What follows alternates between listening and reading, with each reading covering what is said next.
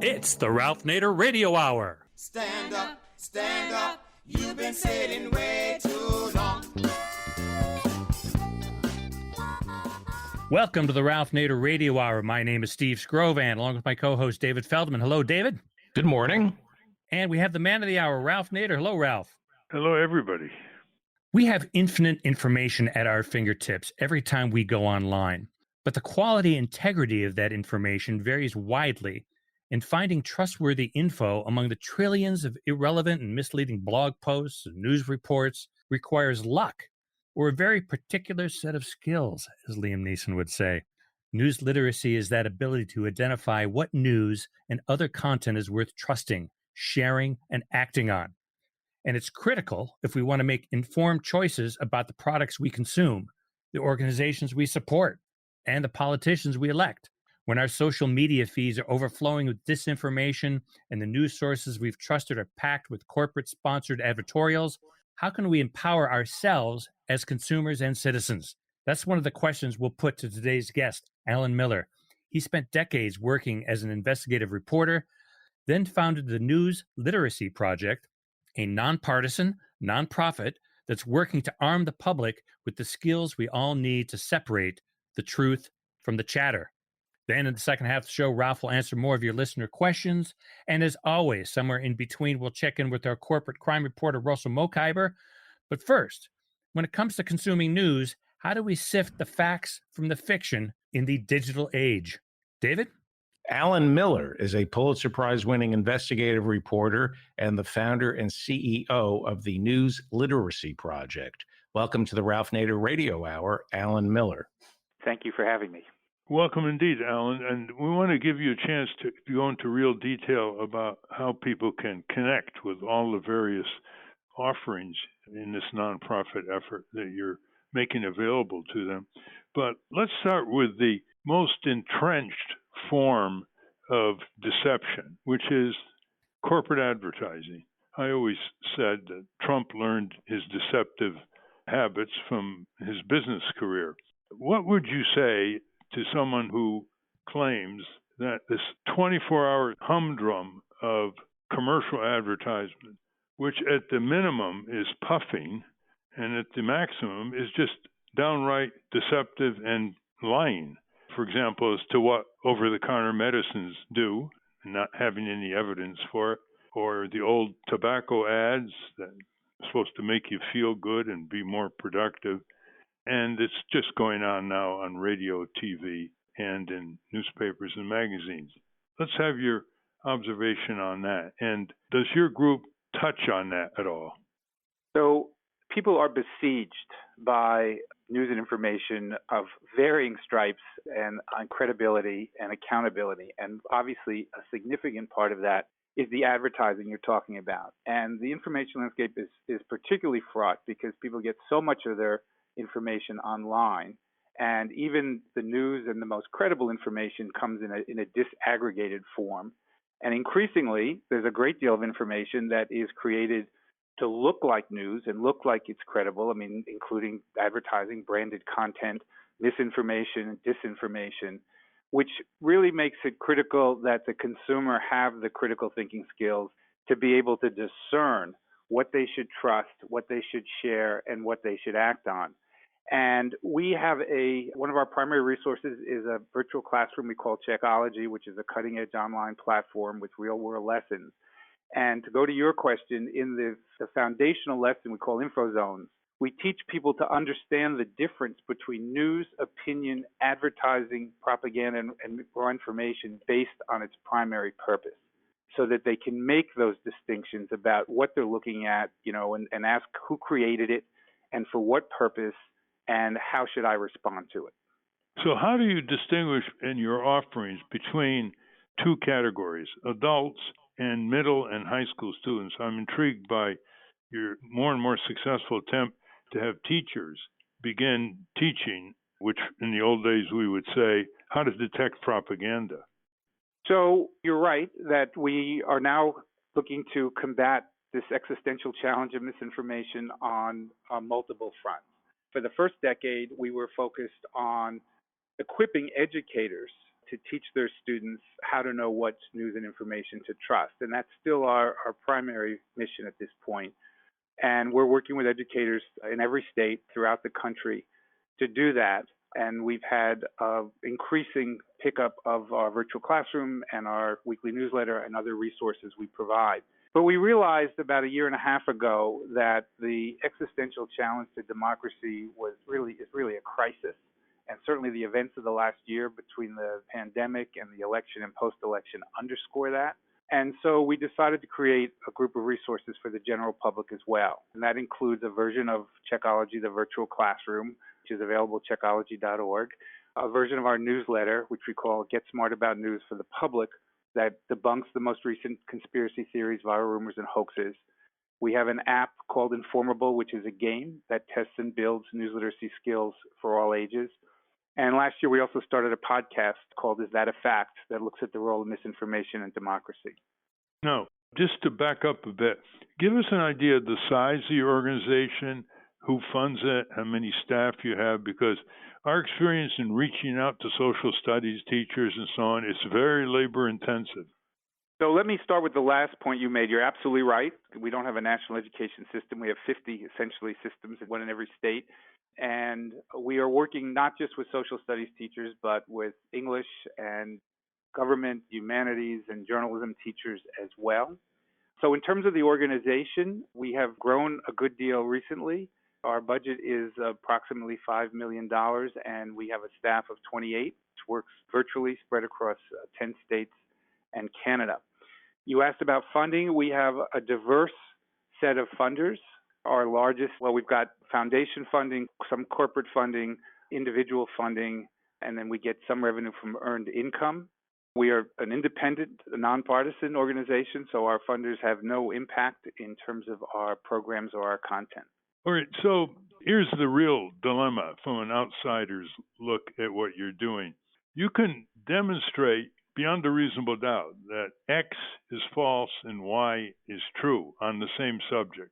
But what happens if a good part of your audience doesn't want to know that X is false and Y is true and will support Trump's thousands of misleading and outright false statements, regardless of how many times Glenn Kessler and others get to them on the facts, and regardless of what they even know of the facts? I've met Trump people who support Trump saying lies, and then when you meet him later and Trump is not even discussed, you discuss his friends and, people you meet in stores, they actually have the truth. They know what the truth is. They believe in the truth. But, when it comes to Trump, they suddenly switch gears. What's your observation on people's motivation to want to find what is factual, what is truth, what is evidence? So I think, first of all, I would say you just made a good case for why we decided to start in schools and continue to focus a lot of our effort there. It is so important that we reach the next generation when they're forming habits of mind and consumption habits that will last a lifetime. And before they get, locked in to their filter bubbles, which have become really more like filter prisons for many, and only look for information that will not so much to inform them, but to confirm their pre-existing beliefs. We teach about bias. We have a lesson on that. It's a key part of what we do. We also teach about confirmation bias so that people understand what they're bringing to what that they're looking at and how they're evaluating it. We also have a lesson on the role of algorithms to personalize information because, as we know, the algorithms tend to reinforce pre-existing views and encourage people to get information from sources that they're likely to agree with. I think that it is a great challenge to reach the general public. It's something we're putting more and more focus on for people who are willing to learn to be more mindful about what it is that they're consuming and doing with it. We also have a lesson on conspiratorial thinking to help people understand what it is, why it's so appealing, how to avoid going down those rabbit holes, and to push back for those who have. What kind of pushback are you getting by certain teachers or some school administrators? We, as I mentioned, we are rigorously nonpartisan. We don't tell people what to think. We don't recommend specific sources or steer people away from them. We're giving them the tools to know how to think. So I'm proud to say that, we are in schools in all 50 states. We're working with the largest school districts in New York and LA and Chicago, but also with districts in South Carolina and Missouri and Alabama and Texas. And we have found really good uptake on the platform and our other resources. We haven't gotten a lot of pushback. Occasionally, we've heard from teachers that they are either concerned or they may have heard from parents. So we've prepared some materials for them to share with parents to explain what they're doing in their classrooms and how they can respond. How do you deal with very contemporary, touchy issues that are filtering through the schools now, especially in Texas? The Texas politicians are engaged in regulating what can be learned and not learned in school about slavery, systemic racism, Jim Crow laws. How do you avoid a collision with that, or do you face it head on? And I could give other examples, and so could you, that are in the press these days. So in our virtual classroom, we deal with contemporary issues. We use them as examples in the media, and we do it in a way that is nonpartisan, that is dedicated to understanding what's credible, and to help educators navigate this fraught environment when they're teaching about civics and government and issues relating to the truth. We have a newsletter which for educators we call the SIF, for the general public Get Smart About News. And that's where we deal with the latest viral rumors and conspiracy theories and hoaxes. And we essentially debunk them and explain why they're not true or not to be believed, and provide links and discussion prompts to turn them into timely lessons. Now, you mentioned you're nonpartisan. Let's examine that. Number one, how do you deal with the yeoman work by Glenn Kessler in the Washington Post to tabulate over 30,000 misleading statements and lies by Trump? Do you use that database?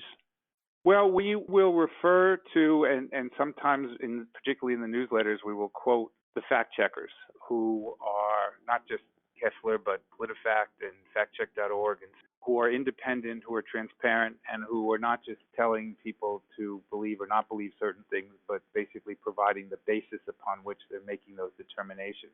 So we think they play an important role here in pushing back against misinformation. Well, let's examine two real puzzles, I'm sure, that have occurred to you. We're talking with Allan C. Miller, a prize-winning journalist for many years, who in 2008 founded the News Literacy Project, and he's still running it. It's a national education nonprofit that works with educators and journalists to offer resources and tools that help middle school and high school students learn to separate fact from fiction. Or we have two situations where, let's say, a year or two ago, that is UFOs and the Wuhan lab potential leak. Now, a year or two ago, anybody who spoke about UFOs would be considered rather starry-eyed, to put it mildly, and anybody who mentioned that the coronavirus COVID-19 could have come from a leak from the Wuhan Institute lab, which is contractually working with the National Institutes of Health, including gain-of-function research on viruses, they would be considered a conspiracy theorist. Well, now, as you can see, in just the last few days, more and more scientists have agreed that this is a possibility with the Wuhan lab. It needs much further investigation and not automatic reflection of the Chinese government's position, which is that it didn't come from the Wuhan lab. And now, the papers are full of, UFO. It's not such a crazy deal anymore. Both Republicans and Democrats think that something was out there periodically, and we can't just dismiss it, and that included Barack Obama's comment. How do you deal with a shift like that when you've perhaps have been on the record one way 2-3 years ago, but now you have to, shall we say, correct yourself into a stage of healthy skepticism that people should have, not just saying it's conspiracy theorists? So I think you just touched on the key term here, which is healthy skepticism. And I think the two cases you just mentioned are really great examples of what we call teachable moments. and they have a tremendous amount of news literacy lessons built into them. You know, we encourage people to be skeptical. We encourage them to get a wide variety of sources of information, not just to go to one source or sources they're likely to believe. And we encourage them to follow a story or news over time, because truth is often provisional and it takes time for it to emerge. And I think, you know, the Wuhan lab case is just a great example where you can unpack the fact that they've never known. I mean, the scientists, the government have never known definitively where the coronavirus initially emerged. And there was a rush to dismiss the lab as a theory, and there's been a lot of discussion about the reasons that may have been, including a certain amount of sort of groupthink, an effort to dismiss those who thought that was a possibility, because there were voices out there. Some trusted sources who were dismissive, like the World Health Organization. And there may have been a partisan piece to this because of who was proposing that as a more likely scenario. And then there was the rush, as you said, to not only downplay it, but actually to call it a conspiracy theory. And I think that in this environment where there is so much conspiratorial thinking, I think we have to be very careful about what we categorize in that way. And, you know, on the UFOs, it's somewhat similar, but now obviously there is more evidence and people need to take a look at that as well. Well, you know, what's interesting is leaks from laboratories are quite frequent around the world and in the U.S. The AP, Associated Press, a few years ago, had a series of articles about leaks, including government installations in Maryland. So it's not so far-fetched. I mean, it's a very difficult thing, making sure that there's no negligence in handling all of these deadly materials by hundreds, if not thousands of people day after day. Well, I'm sure you've been asked this question, Allan. How do you define a fact and how do you define truth? Well, you know, a fact is something that is verifiable and, you know, determinable. I think truth is really more than facts. It's about context as well, and putting things in a framework where they're again supported by credible, contextual, defensible evidence and information. And of course, you know, one can engage in follow-up questions on that. The law schools teach a course on evidence, and it really is endless in terms of the permutations and how do you prove and what's beyond a reasonable doubt or preponderance of the evidence is inherently a murky gray line once you push it to certain limits. But if somebody's walking in the rain with a friend and says it's raining, and the other friend said, "How do you know it's raining?" I think we know what a fact is. Alan Morrison, who's argued cases before the Supreme Court and was head of the Public Citizen Litigation Group, when he was teaching evidence at Harvard Law School, he started out the first day, he'd point to a student and say, "What's your name?" And the student would say his or her name. And he'd say, "How can you prove that? How do you know that?"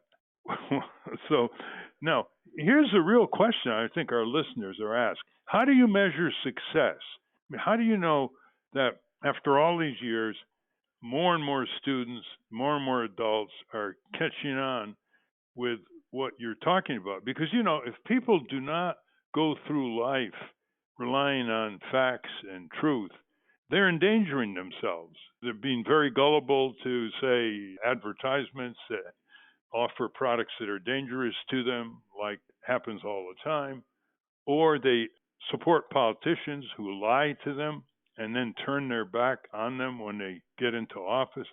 I mean, when you're separated from reality, which I think is a nice word, when you're separated from reality in your day-to-day interactions, you really are living a highly risky existence. I mean, you can't connect with reality. I mean, when you cross the street, you want to connect with reality, right, to make sure that there are no cars coming. How do you deal with that? Well, you're absolutely right. We believe that being news literate is an essential skill, a survival skill in an information age. It's necessary to be, you know, an informed, equal, and engaged participant in the civic life of one's communities and one's country.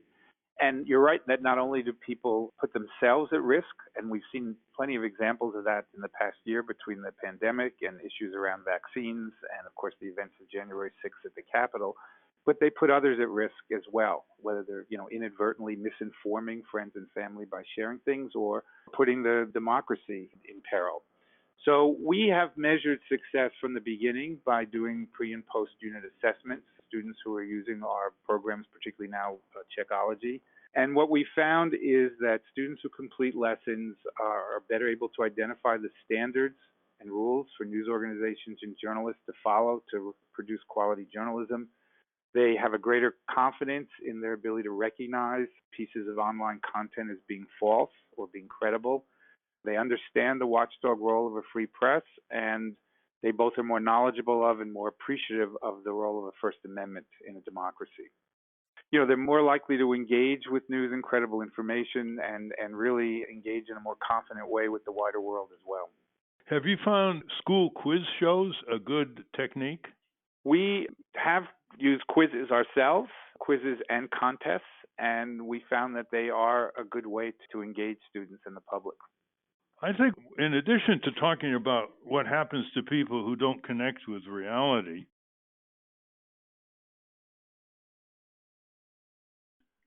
I found in my attempt to communicate with people another way, and that is the moment youngsters classify themselves or are classified as consumers or liberals or whatever political classification they choose to fall into, they pretty much start tuning out facts that don't agree with ideology, facts that don't agree with the politician that represents that, say, conservative liberal ideology. And they start, in effect, censoring themselves out of factual information and truthful information.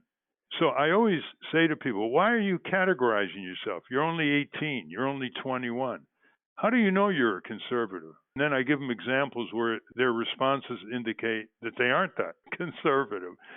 So have you ever tried to work that arena in order to have greater receptivity to what you're trying to do overall? Well, first of all, you're absolutely right. I think when people tend to see their news and information through prisms of red and blue, they see the world in terms that are more black and white, and they close themselves off from ideas that contradict their beliefs and let emotion overwhelm reason and evidence. And we do see this. I've spent a lot of time in classrooms our first 10 years when we had a iTouch classroom program, and you can see students who are beginning to fall into those filter bubbles and those habits of mind and consumption habits. So I think it's critically important that we encourage them to both have the skills to determine what's credible, to be mindful about what they're consuming, but also to get a wider array of sources and to challenge their beliefs. And we see this in terms of educators talking about the change after using Shakeology in their classrooms, the change in the dialogue among students, that it's more evidence-based, that it's more civil, and that students are challenging each other. How do you know that? What's your evidence? How do you support that? As opposed to simply arguing about opinions that, they may have picked up in The Onion or from some hyper-partisan site. You offer debate formats? That's another way to get at the truth.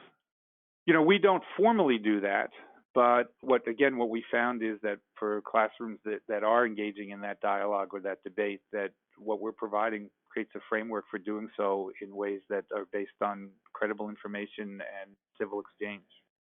Well, I want to give our listeners an opportunity to connect with you, and we're going to repeat what I'm asking Allan to say right now, so you can go get a pencil or paper or whatever later, listeners. Tell our listeners how they can contact you, whether everything is online or they can get something in print, and please spell out Shakeology. Sure. So you can find our website with a great deal of information about us at newslit.org.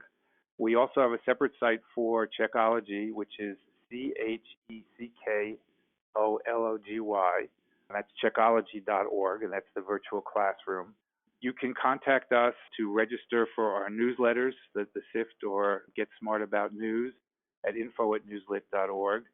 And you can find our app, Informable, on the App Store or Google Play, and listen to our podcast, Is That a Fact? And then if you want to sign up for our other newsletters to learn about our activities and what we're doing, again, you can contact us to do that as well. Have you ever had to retract something you asserted was a fact, and then later on it turned out more evidence came out and it wasn't a fact? How do you deal with corrections that newspapers publish often on page 2 of their paper? Well, again, in our case, we are generally not playing that role. We're, again, giving people the tools to make those judgments for themselves. And when we do cite things in our newsletters, we're citing, the sources from which they come. We ourselves, generally, if we were to make a mistake of some kind, we would certainly correct it. That's part of our standards. And it's something that we encourage the public to look for in any news or information they're consuming, whether there is a process for people to register complaints, whether it's about factual errors or bias or other matters, and whether the organization acknowledges and corrects those in a timely manner. I think that's one key for quality journalism.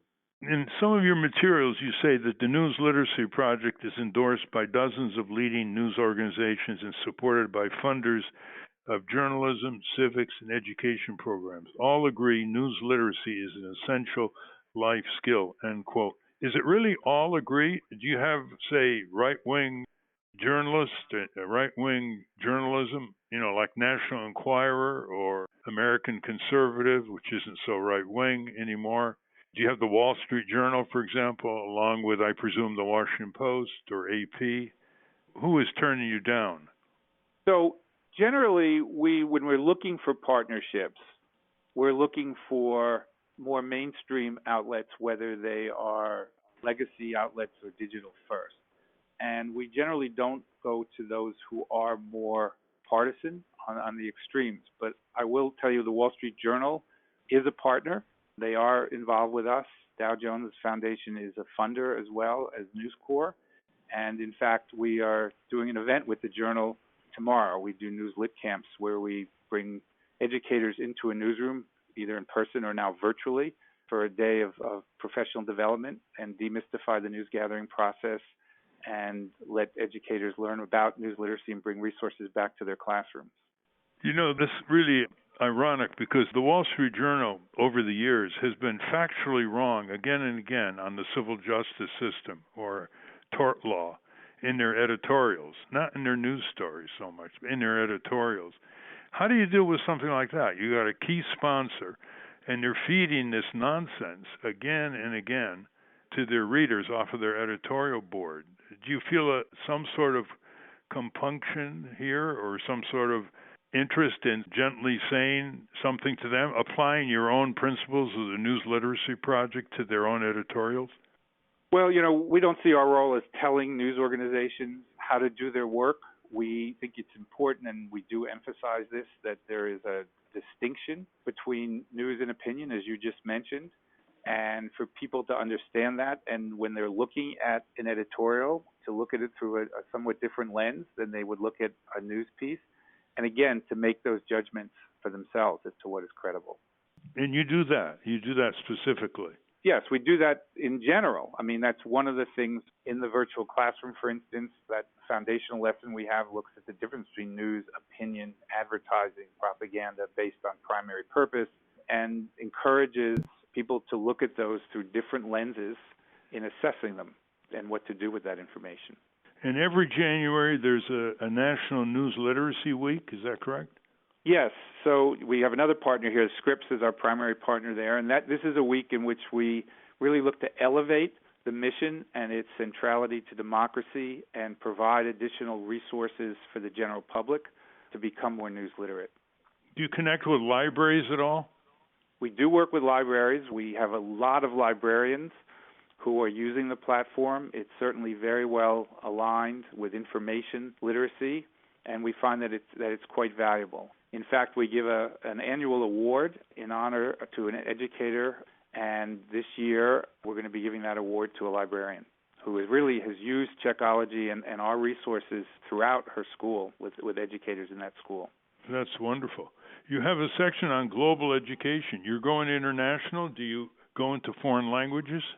Well, we found when we first created Shakeology in 2016, it was a domestic-focused platform. It's in English. We had a lesson on the First Amendment.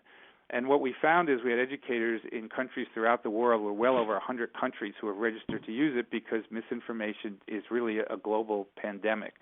And so we created a lesson on world press freedoms that includes journalists in countries like Russia and Pakistan and Mexico where there is not a great deal of press freedom, talking about what it's like to do their work there. And we have created one of our lessons in Spanish as well as English.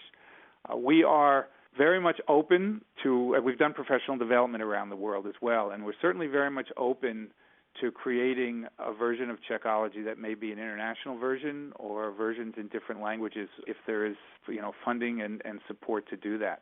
I would assume that there are similar groups in some countries abroad, or is that inaccurate? There are organizations that are doing news or media literacy around the world. In fact, a few years ago, we actually worked with 10 groups that were either introducing news literacy or looking to expand it, and we created a global playbook of our lessons learned and best practices and resources to share with them. And I've talked to journalists from around the world who feel that this is an urgent problem in their country, in some cases coming from the government. You can see, and in some cases resulting in the murder of citizens in places like Myanmar and India based on misinformation that's fueling tribal and religious hatred. So yes, I think that there is an opportunity here to do this on a global scale.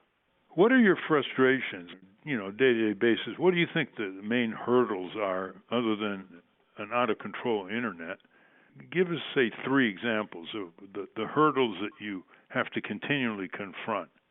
So I would say the first thing is the fact that we have a decentralized education system and you've got 50 sets of state teaching standards. And I think what we believe that news literacy is an essential skill that should be actually required for graduation from high school as a life skill. And to do that, you need to change the standards in all of these states. And we look to play a role. There are others working on bringing back civics or increasing media literacy. Again, we think that news literacy is a central part of either.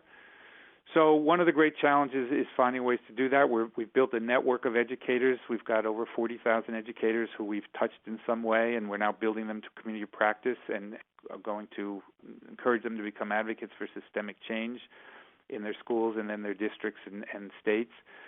So that's a big priority, is to change the standards, because then you would embed news literacy and, it would be a systemic lasting change.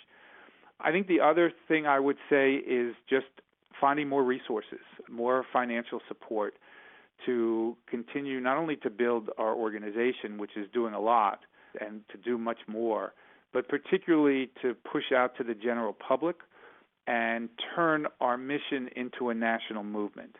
I think that what we need to see is a sea change in how people consume and share news and information, much like we've seen around issues like smoking and drunk driving and littering in our lifetime, so that people are more mindful and they say, I'm going to be part of an information solution and not part of a misinformation problem. And that they not only do that themselves, but they encourage others to do that. And they push back against misinformation. It's asymmetric now. The bad actors, the purveyors, are having much more traction and getting much more impact, and we can see it with the rise of the conspiratorial thinking, I think, than those who are standing up for facts. And we need to change that dynamic as a country as quickly as possible, and obviously we want to play a leading role in doing that. We're talking with Allan C. Miller, Pulitzer Prize winning American journalist who started the News Literacy Project. I would have thought one of your answers would have been, in terms of hurdles, is the difficulty of measuring success. Because, the civics school movement is so abstract in general that it's almost ludicrous. They say all the right things. They give general materials on civic courses to schools around the country. But, after a while, it becomes like blah, blah, blah, because they never come to grips with proper names, with the corrupt corporations and our nation's history. I'm not saying that you're at that level of abstraction, but isn't one of the big problems, how do you measure success? Well, we have a lot of metrics because we recognized that from the beginning that we needed to do that to have credibility. So I had mentioned, that we do assessments on Shakeology. We see where we're moving the dial, and we are moving it. If we're not moving it sufficiently, we make, adjustments to be more impactful. We're asking teachers to do assessments who use our resources and have their feedback. Even when we do our news lit camps, we ask educators, how they compare to other professional development, how valuable they are, whether they intend to use our resources in the classroom. 3/4 to 100% tell us they're very or extremely valuable and they intend to use our resources. We go back 6 months later to see if they've actually done so. We also measure in terms of our growth and our reach, because that's a critical piece, whether it's the education realm or the general public, to measure our growth. And we plan to do more of that here going forward. At some point, we'll be looking to do some of that with our general public resources as well. Well, usually, when someone's trying to make real change, they get criticized. And who's criticizing you? Well, we have not come under a great deal of criticism. I think partly, I believe it's because we have been so rigorously nonpartisan in our approach. And people can look at, you can look at everything we do, including Shakeology, at every word of text, every photo, every video, and determine if, you think it has an agenda of some kind or is a biased resource. So we have not come under that kind of criticism that I'm aware of. See, the price you pay for that may be you're too general. And how can you not be criticized by Texas politicians today if you're into Texas? One reason I think we haven't come under that kind of attack is that we are rigorously nonpartisan in every respect. And it starts with our board, which includes people from both sides of the political spectrum, those who worked in the Clinton and Obama administration, and those who worked in the Bush administration, the second Bush administration, and prominent Republican consultant. Our funders, actually, to the extent they're partisan, also reflect bipartisanship. All of our programs and resources are rigorously nonpartisan. And even our internal policies in terms of both NLP's social media and the staff's personal social media are also nonpartisan. And I think that this is one of the reasons that we've been able to get into schools in red states, blue states, purple states throughout the country and not face that kind of pushback. Steve and David, you want to pitch in here with Allan? Yeah, I have a question, Allan. If you could take us through a specific example. For instance, there was an assertion out there that LeBron James said he didn't want to have anything to do with white people. Can you take us through that and how you would unpack that for your students and what lesson they would learn from that? Well, we actually use that as an example in our viral rumor rundown in the SIFT and Get Smart About News, as a matter of fact. And so we showed I think it was a meme or it was quote out of context, as I recall. And so we showed what it was that had gone viral, and then we explained where that came from and why it was misleading and untrue, and then used that as a lesson, a timely lesson and a teachable moment. That's the value, Allan, of being specific. You see, I know they want to create a framework where the students and teachers pick up and then they provide their own specifics in terms of their own issues that they're concerned about, discussing factually and truthfully. But that LeBron James example, you see, that really gets the students to remember what more general principles you're advocating. David? Yes, this is great. Thank you. Have professional journalists given up on the idea of objectivity? Seems to me that there was a time that journalism schools taught objectivity, and now it seems that journalists are saying it's impossible to be objective.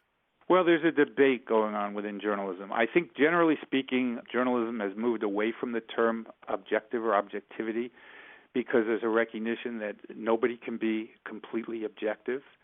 And so I think those who still believe in sort of that idea talk more about being impartial, not taking sides, but providing people with accurate contextual information, multiple sides of the story, not necessarily false balance, but, getting at the truth of a particular subject or news report. and then giving people the information they need to make up their own mind. There are others who say that journalists should actually declare their own partisanship or beliefs. I think that's problematic.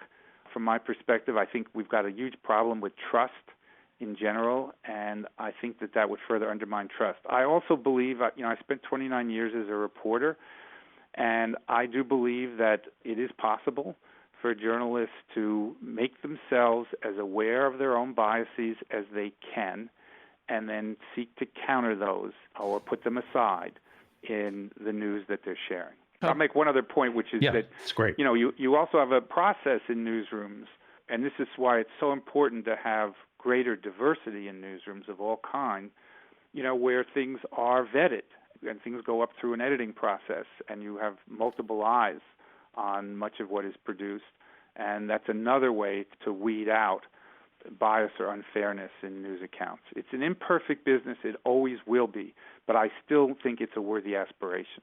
I think one way, if I may suggest, maybe you've already done this, is that take a clue from the way the law schools teach cases. They teach principles, general principles of justice, and then it devolves right down to actual cases where plaintiffs are suing defendants and defendants are defending against plaintiffs, so that they root the principle in a practical application.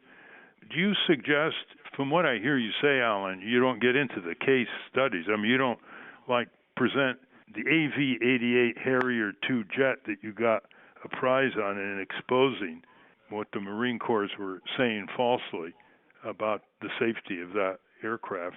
But do you suggest that they take your materials and attach them to local community or regional or national or international cases that are full of truth versus fiction?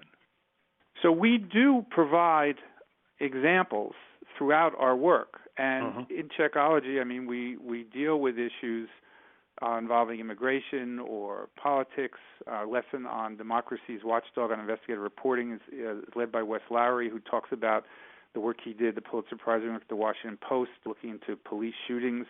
We deal with issues relating to race and racial justice. We do this in the platform with specific cases, and we do take students through them and as examples to teach the different lessons and topics. And we do that every week when we're producing the Sift and Get Smart About News. They are all about specific rumors and conspiracy theories and hoaxes. So yes, we're using examples and journalists and experts on digital media to give students those critical thinking, or have teachers give students those critical thinking skills. I thought a quote that you have in your materials was really right on. It was by Patricia Hunt, a social studies teacher at Wakefield High School in Arlington, Virginia. And she says, quote, "Our democracy can't survive if Americans are unable to distinguish facts, evidence, and science from conspiracy, bluster, and bombast," end quote. Well, we've certainly experienced that during the Trump administration and continuing assertions that the election was stolen.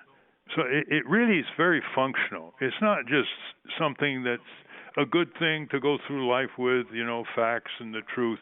It's functional, the quality, the health, the safety, the productivity, the fulfillment of human possibilities of a society.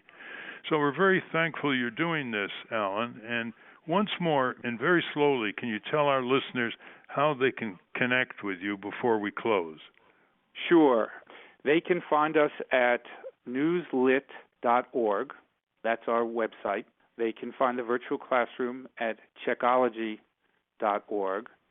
They can get more information at info@newslit.org. And they can find our app, Informable, at the App Store or Google Play. And Newslit is NEWSLIT, and Shakeology is spelled? CHECKOLOGY. Well, thank you very much, Allan. We've been talking with Allan C. Miller, who's the founder and CEO of the News Literacy Project. To be continued. Thank you, Allan. Thank you. We've been speaking with Allan Miller. We will link to the News Literacy Project at ralphnaderradiohour.com. Let's take a quick break. When we come back, Ralph's going to answer some of your listener questions. But first, let's check in with our corporate crime reporter, Russell Mokhiber. From the National Press Building in Washington, D.C., this is your Corporate Crime Reporter Morning Minute for Friday, June 11, 2021. I'm Russell Mokhiber. Congresswoman Rose DeLauro introduced legislation last week that would direct the Food and Drug Administration to narrow loopholes that have allowed chemical companies to decide whether food chemicals are safe to eat.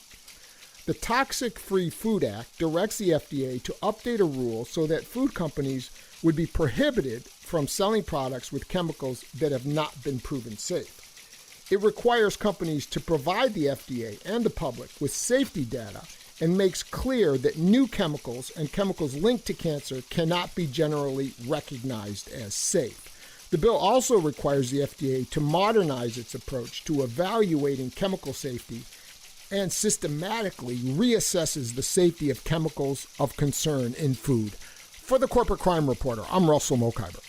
Thank you, Russell. Welcome back to the Ralph Nader Radio Hour. I'm Steve Scrovan, along with David Feldman and Ralph. Hey, guys, let's do some listener questions. David?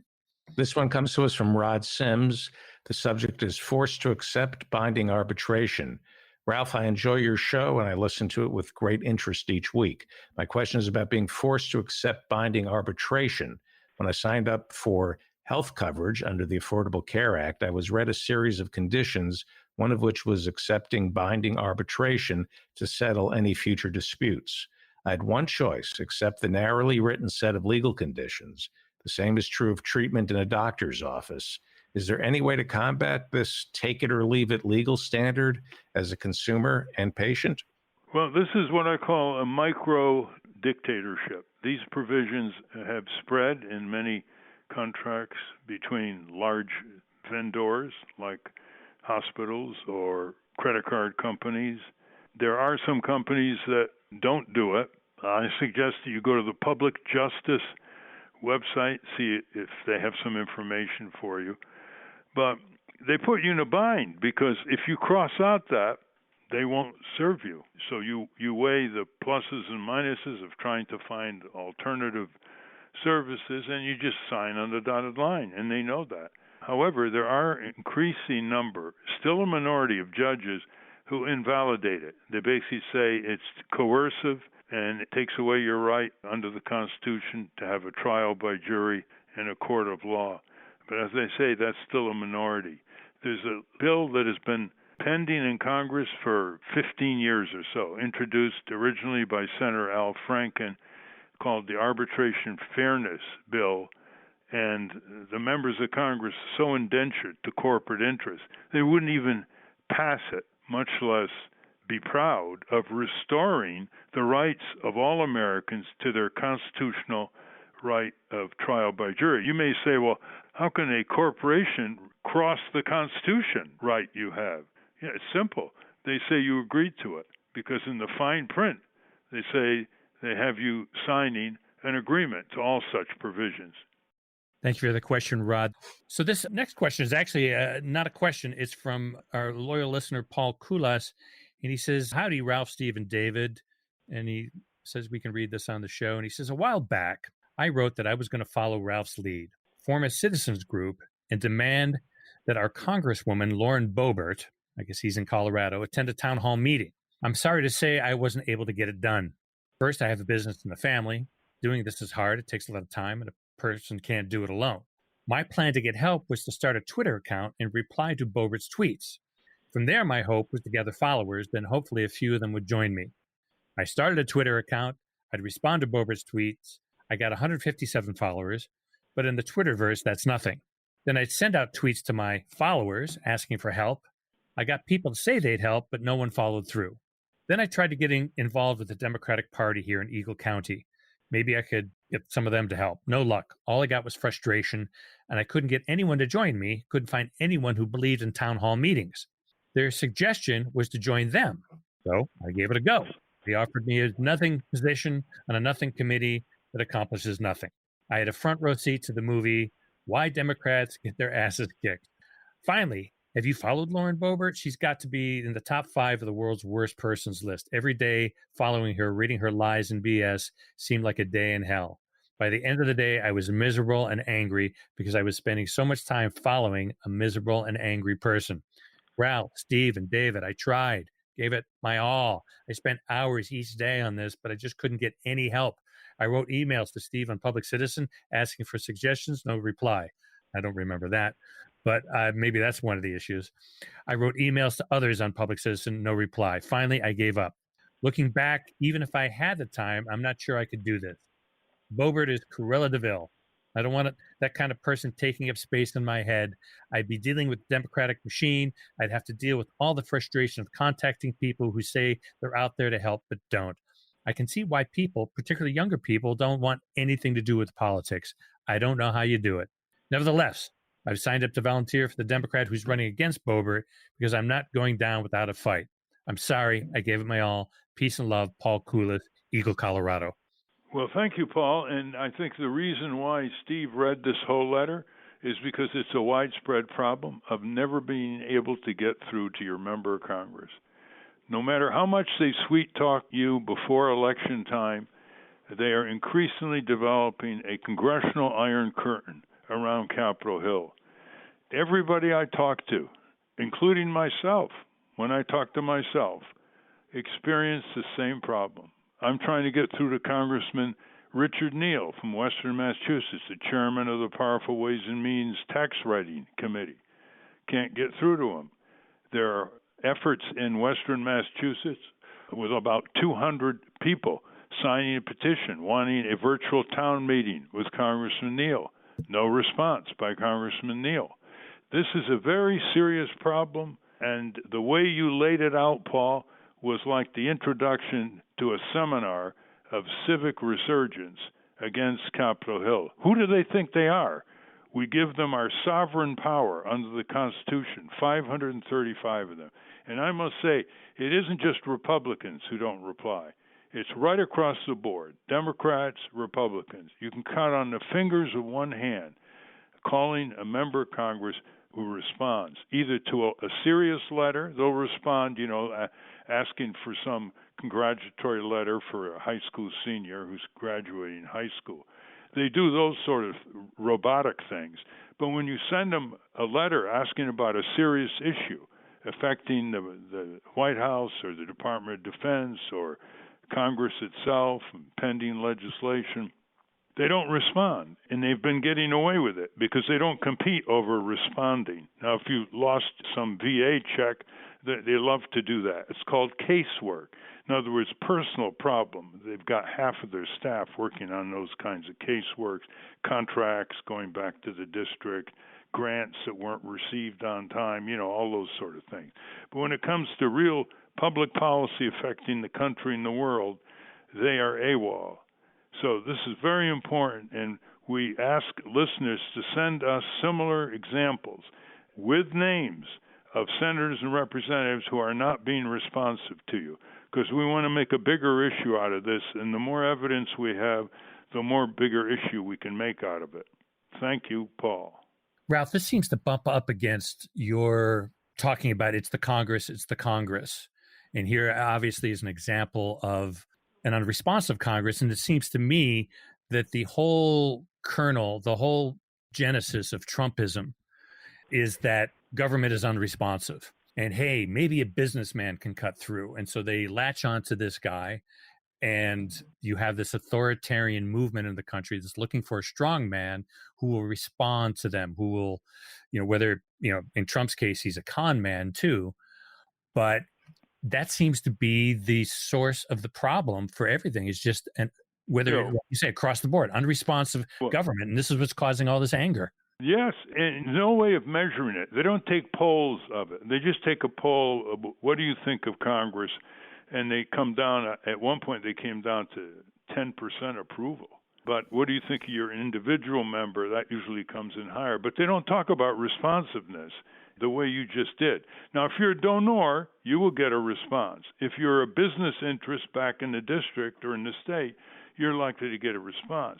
But if you're a citizen pleading for a more democratic and just society in some detail in a letter or email or telephone call, forget it.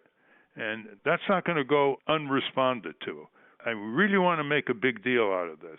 And by the way, this lack of response is rife through corporations don't respond to consumers. It's just like there's a practice now. Well, they can email us and we'll get it. We don't have to respond because so many emails and we're overloaded. We know the excuses. When it comes to Congress with its $6 billion budget and all the perquisites that they have and the services they have and the pretensions that they have, no excuses. Years and years ago, they would respond to every letter. I would meet senators and representatives, and they say, we respond to every letter. They may not like the response, but we respond to every letter. So, Ralph, clarify for me. What you want to do is you want to collect more stories like this and to build evidence of this. I mean, do we need more evidence of this? What's your idea here? Oh, very much so. We need people naming their member of Congress in the House and Senate. So when we go forward with it, they're not going to be able to say, well, who are you? My members elected me overwhelmingly. Who are you to challenge the way I relate to members back home? Well, here's the evidence. You may have been reelected or elected with heavy majorities in a blue state or a red state where there's not much competition. But in between elections is what counts in evaluating you. And here's the evidence. All right, very good. Thank you for your questions and comments. I want to thank our guest again, Allan Miller. For those of you listening to the radio, that's our show. For you podcast listeners, stay tuned for some bonus material we call the Wrap-Up. A transcript of the show will appear on the Ralph Nader Radio Hour website soon after the episode is posted. Subscribe to us on our Ralph Nader Radio Hour YouTube channel. And for Ralph's weekly column, it's free. Go to nader.org. For more from Russell Mokhiber, go to corporatecrimereporter.com. And Ralph has provided 2 separate form letters to send to your representatives demanding they take action on corporate crime and taxing the rich. Just click on the clearly marked boxes in the right-hand corner of the Ralph Nader Radio Hour landing page, and it's all laid out there for you to fill in and personalize any way you want. Go to ralphnaderradiohour.com. Take action. To support Whirlwind Wheelchair, visit whirlwindwheelchair.org. They do great work showing people in the United States and around the world how to build sturdy, economical wheelchairs from local materials. Go to whirlwindwheelchair.org. Join us next week on the Ralph Nader Radio Hour when we'll welcome Dr. John Gaiman to discuss his new book, America's Mighty Medical Industrial Complex. Thank you, Ralph. And thank you, everybody. And you'll like your sample copy, The Progressive Populist. I just gave 40 people 6-month subscriptions. That's what I think of that publication. I hope you agree. Hi, this is Jimmy Leewert, producer of the Ralph Nader Radio Hour, and welcome to the Wrap-Up, where Ralph answers more of your listener questions. This next question comes from Mitul Kanji. It says, hello, Ralph and team. I'm a huge admirer of yours and a frequent listener to the show. I'm based in the UK, work in a finance role at a large multinational, and have never done any kind of activism. I decided to change that and push for my number one concern, the right of every worker everywhere to have a living wage, starting with the UK.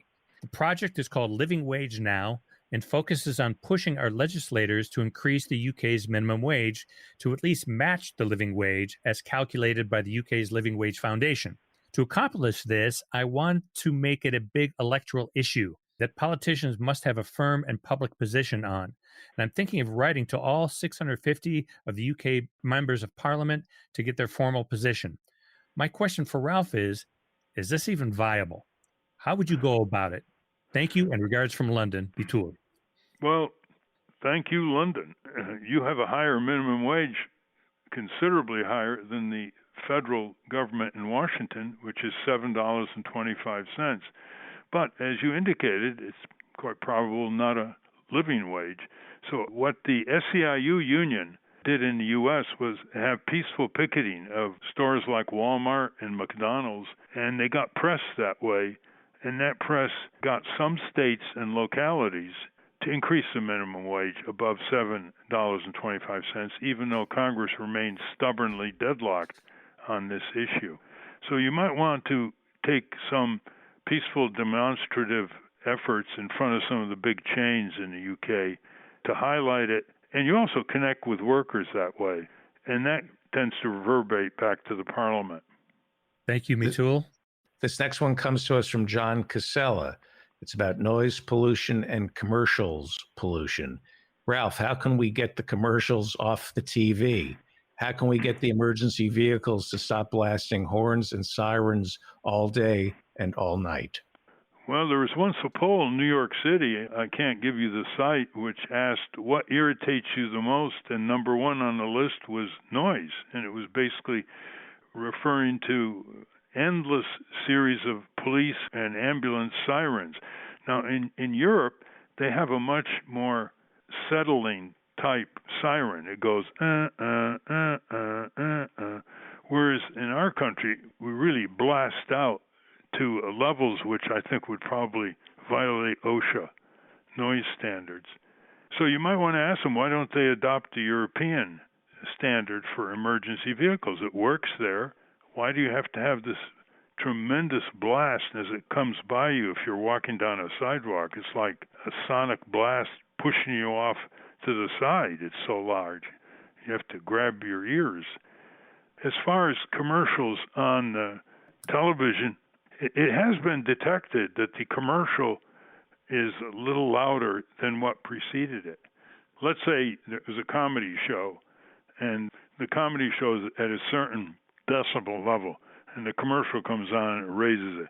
I think that that's something the Federal Communications Commission should pay attention to, and it's going to be a little better FCC than the horrific pro-corporate FCC under Trump, where they wouldn't even respond to any letters at all, just brush you off. So try that approach. And then there are public health agencies and audiologists and ear doctors who should be very sympathetic to what you're saying. So connect with some of their associations, see if they'll take a stand with you. I think, Ralph, he's also just talking about not the decibel level of the commercials, just getting them off TV. And that's something that is a little harder to do. I have a more practical solution for that is get yourself a DVR and you can fast forward through commercials if that's bothering you. It's the commercials who pay for commercial television. So it's a little hard to get the actual commercials off TV, but there are ways to avoid them. And there you are, technical fix. Yes, a little simple engineering fix, just like the seatbelt. Not quite as important. But yeah, that's the way we get around that, because otherwise, unless it's a subscription service like a premium cable channel, that's how they pay people like me who write for those TV shows. David, why don't you take the next question? I've been hearing that lumber prices are up 400%, but the Biden Commerce Department wants to increase the tariffs on lumber. So I wondered why. It appears that some say Canada is dumping lumber. Are our lumber, and same story for steel industries, unable to compete? What is going on? Well, it seems that in Canada, the government owns the forests, so Americans say the Canadian lumber industry has an unfair price advantage. So who owns the private forests in America? Are they making a killing now? Why can America not compete in lumber and steel? Could you do a little explanation on your podcast for those of us who are wondering what's really going on? Thank you, Rose. Rose, I don't have the answer to that question at all. All right. Well, if you're going to be honest, that's not entertaining, honest. Yeah. All right. That's a short answer. And thank you for your questions. That's a wrap. Join us next week on the Ralph Nader Radio Hour. Until next time. Stand